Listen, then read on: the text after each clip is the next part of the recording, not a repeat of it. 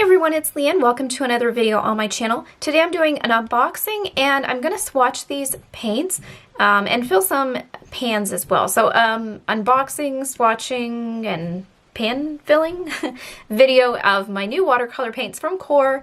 And these are made by Golden. You might be familiar with that company. They make high-end acrylic paint. And so this is a newer series. It's not been out very long, just a few years. And Golden is a really good company. Their acrylic paints are amazing. And so I'm excited to take a look at these and see what they look like. I was told that they're very pigmented, very bright, and so I'm excited to see how they come out. So let's swatch these guys. So to start, I've cut a piece of watercolor paper to put inside my tin here when I'm not using them, and I made it just the size of the tin, and I've written out each of the colors that are included in my set, the 6 colors, and drew little circles to do swatch tests on them.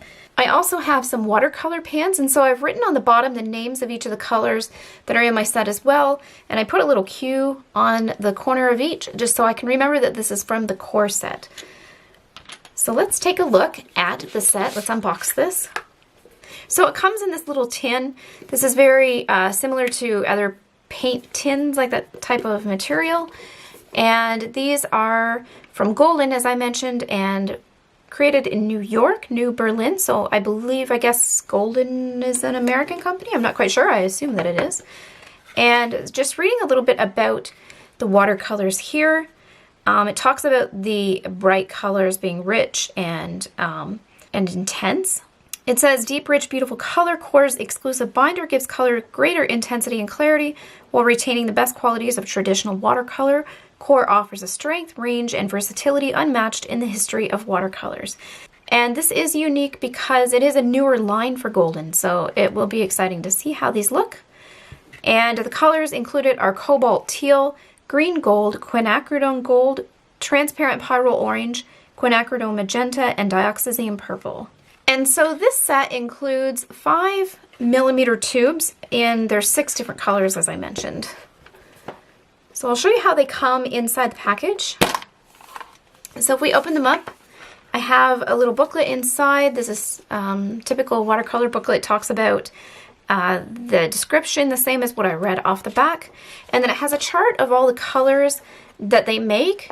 So they have 83 colors in total, it looks like. And so let's take a look at the ones that I've received.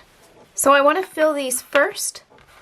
And so I'm going to squeeze these into my little pans here to match. So we'll start with the cobalt teal. That is just the prettiest looking one.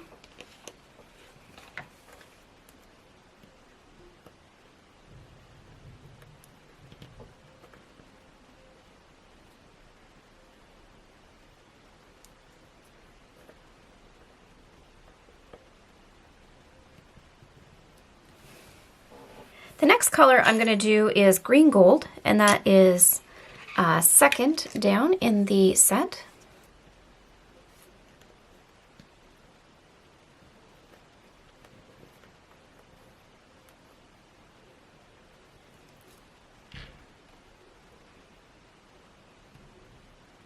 I find these paints are really gooey, I guess, compared to regular watercolors. I'm used to using student grade. I've only purchased 2 of the artist grade, Winsor and Newton. So this is my first true artist grade set. And so you can see this is how it feels, nice and glossy. It'll probably set pretty good. That's an even pour. You can see from the glare that it leveled out really nicely. I found that with the cobalt, it was really attached to the tube. I had a hard time letting it or breaking it free from the tube, the stream of paint that I had coming out. So it has a little bit of like a ice cream peak on it, but it still looks really good. Otherwise, around it looks like it's settled pretty good. So the next color is quinacridone gold.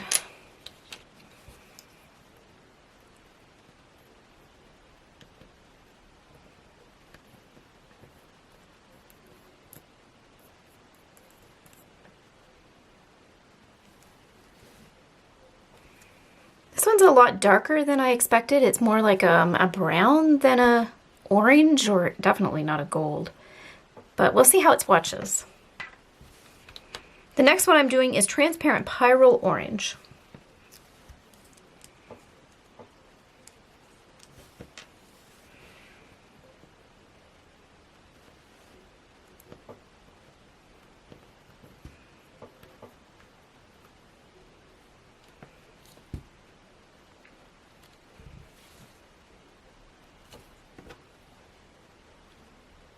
And that one looks really pretty. I like how that color is very bright. The next one is quinacridone magenta. So it looks like it may be a pretty pinkish color.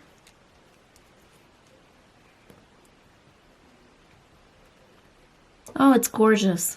This is really, really pretty.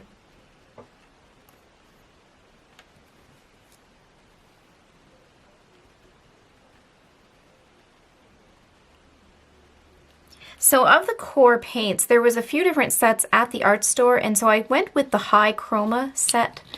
That's what this one is called, High Chroma here. I just thought that those colors would be more bright and intense. I'm kind of surprised at the darkness of all the paints that I've done so far. Even this one is really pretty, but it is really dark. And in fact, it's a little more purple than the camera is able to pick up. It looks more brown on camera from my display. Hopefully that shows a bit better. And then the next one here is dioxazine purple. So I thought that the chroma would be brighter colors, which it's not ending up being, but we'll see how they swatch, because perhaps they'll swatch a little bit lighter. This one came out really quickly. It's not as gooey as the turquoise.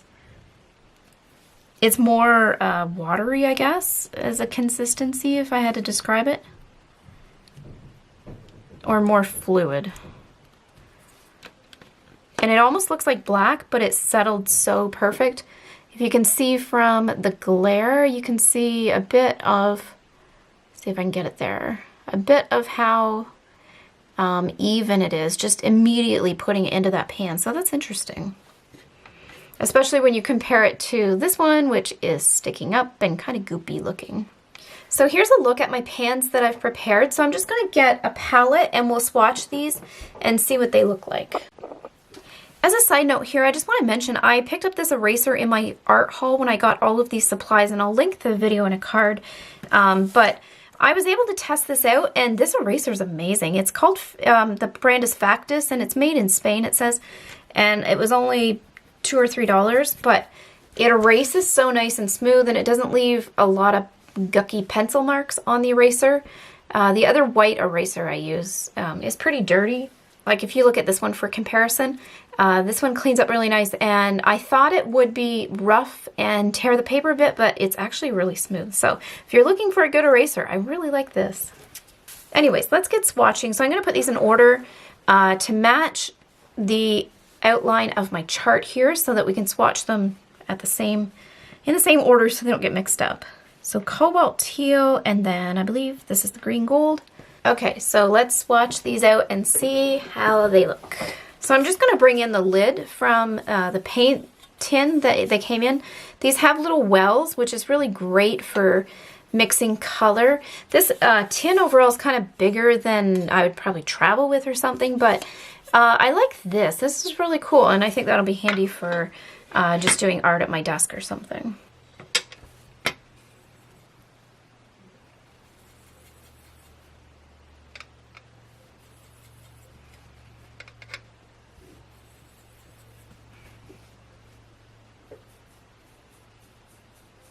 Oh my goodness, this color is amazing. It is so pretty.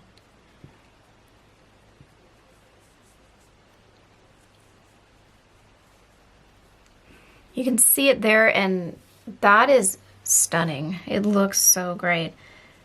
And we'll try the green gold next.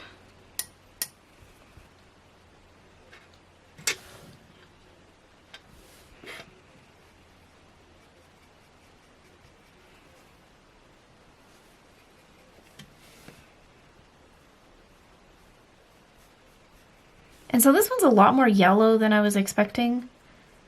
I mean, it really has that gold color, I guess. Let's see if I can make it a little bit darker up here.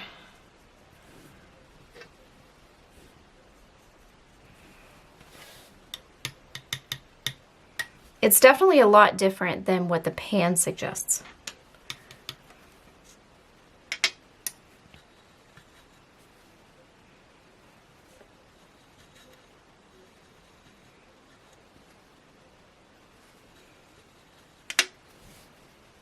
So this is quinacridone gold. This is really pretty. The thing I like about this color is it starts like a burnt umber, sort of an orange, like a bronzy color, and then it turns more to a golden as it gets thinner or more watered down. It would be beautiful for doing fall colors, especially. It's so pretty. So next I'll try the transparent pyrrole orange.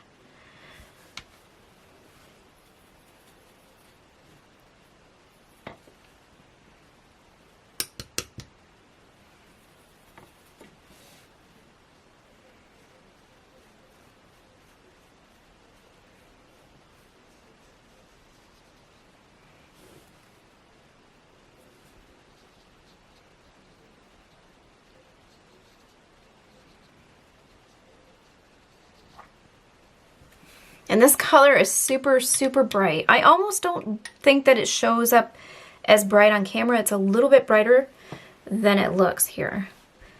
So I'll do the quinacridone magenta next. I'm excited to see how this one turns out.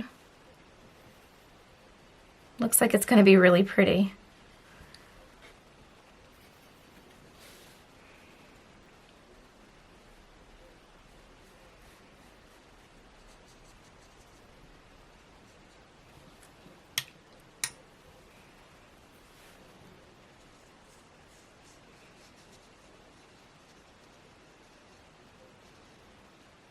This color is so stunning. This pink is just so pretty. And it gradiates really nicely. I just got a little bit of water there, but I'll just wipe it up. And so last but not least, we have the dioxazine purple.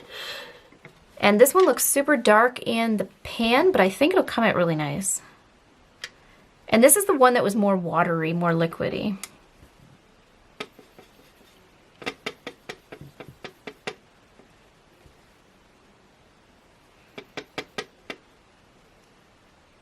It actually looks quite dark even in the swatch. I'm surprised at this one. Wow. That is so rich. It's so pretty. I'm just gonna run this out a little bit and see how it gradiates. The colors run gorgeous. I'm really impressed with this paint. I'm gonna hold this up a little bit just to reduce some of the glare. But the way that this color has run into the water, and I just have student grade watercolor paper here. I'm not using anything fancy. The fact that I laid down that water and then just tipped my brush into the main pigment area, the way it just kind of melted down and very evenly, I'm really impressed with how that happened. I wasn't expecting that sort of gradation, and it looks stunning. So these colors are really nice. They're super light and bright compared to the pans. I wasn't expecting that when I looked at them.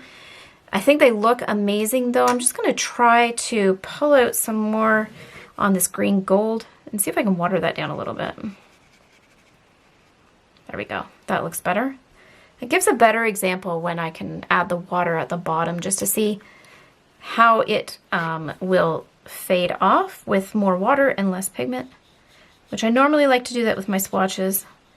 But the pigment was so heavy on the brush, it was almost hard to get that in there.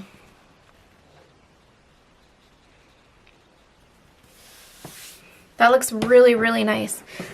So with these colors, they're pretty bright. I'm not used to having a palette that is so saturated, and this is more on the warm side, where I would be more likely to use colors that are on the cool side.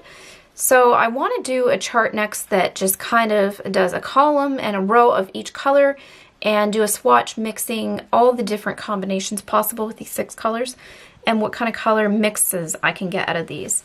With this color of cobalt teal, I wanted to compare this to the Winsor & Newton version that I have.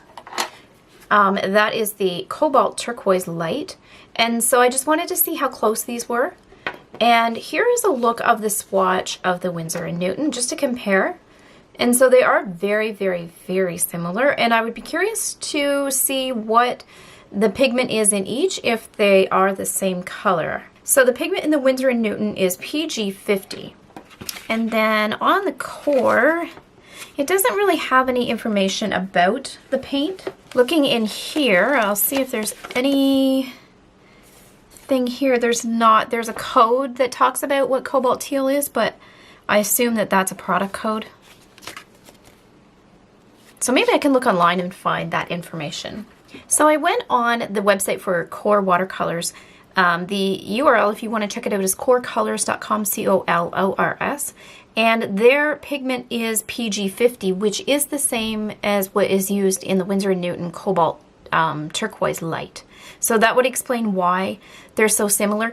The difference between the QOR watercolors and other watercolors is the binder. They use a different binder type. They have their own binder that they've created.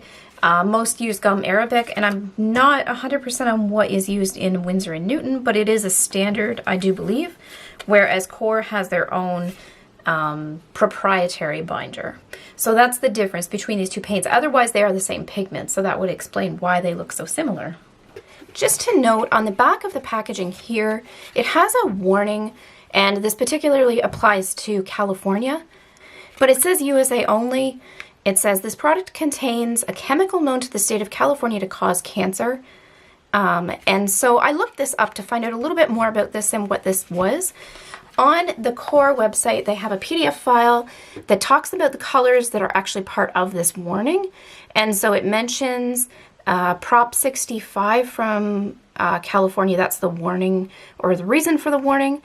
And so the P65 chemical is only in a few colors, well, not a few, but a handful of colors from the QOR website. So looking at the colors that come in this kit, the only one that's included that falls under that warning label is the quinacridone gold. And so looking on this chart here, it says quinacridone gold has a nickel compound. So if you go to page 2, it talks about what that nickel compound means. It says, as a broad category, nickel compounds require a California warning. Nickel toxicity is dependent upon its solubility. The solubility of the nickel in this paint is negligible, but they are obligated to apply the California warning anyways. In addition to avoiding inhalation of aerosolized paint, take care to avoid ingestion. On this chart overall, it talks about not using the paint in a spray paint sort of manner, or using it to sand, or sanding the paint, because that activates, I guess, the particles or something.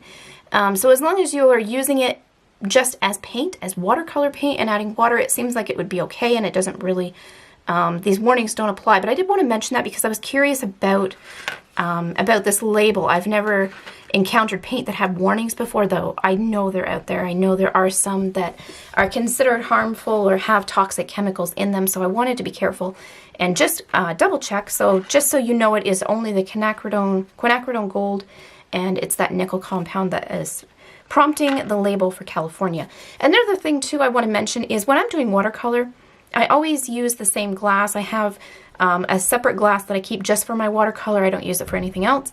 And when I'm dumping it down the drain, I'm always careful to make sure there's no dishes in my sink, just in case there's any toxic chemicals or anything that could spread onto my other dishes or something.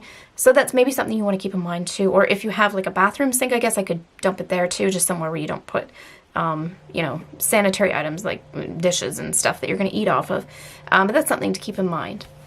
So I hope you guys enjoyed this video and this look at my unboxing and swatching and panning, I guess. I don't know what that's called. Pan filling of my new QOR watercolor set. I'm super excited. I've always wanted to try this brand for a while. I've heard lots about it, and so I'm excited to see what kind of color combinations I can get out of this and what kind of images I can create that are a little bit different than the Winsor & Newton and Cotman paints that I have right now.